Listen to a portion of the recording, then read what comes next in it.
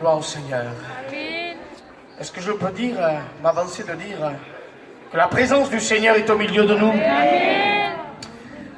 Je m'avance parce que la conviction de nous les chrétiens, quand nous sommes assemblés au nom de Jésus, cette conviction elle est profonde en nous. On ne s'attend pas à un spectacle. Si tu es venu pour cela, tu pars au bon endroit. Il n'y a pas de spectacle ce soir. Nous ne voulons pas parler de nous parce qu'on n'est pas important, mais nous voulons proclamer Jésus. Les hommes sont bien, il y a des serviteurs, il faut les respecter, il faut les honorer, mais ce ne sont pas eux qui ont pris la croix. C'est Jésus qui l'a pris.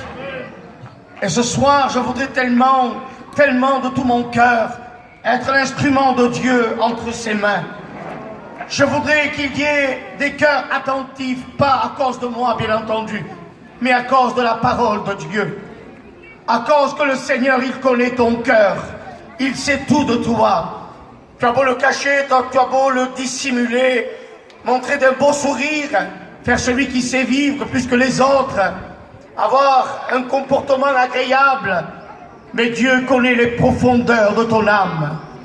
Et je peux te dire que sans Jésus, il n'y a pas de lumière, alors ta vie est dans les ténèbres.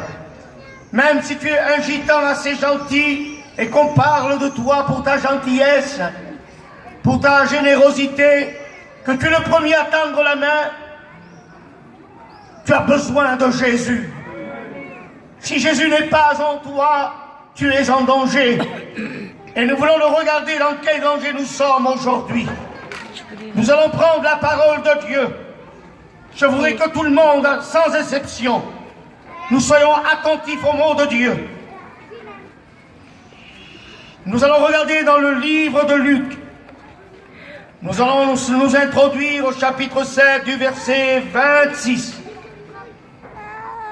Nous l'avons tellement entendu que peut-être tu dis, mais je le connais par cœur ce verset. Il te manque aussi à connaître Jésus. Si tu connais le verset, c'est bien. Mais ce que le Seigneur désire avant tout, que tu connaisses Jésus.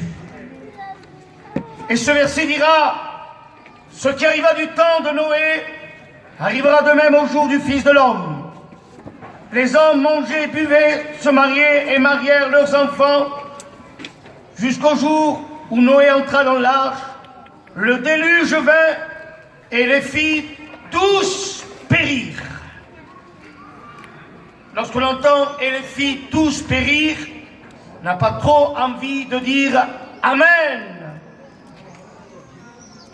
Quand on regarde la parole de Dieu, le Seigneur est comme le Père qui avertit son Fils.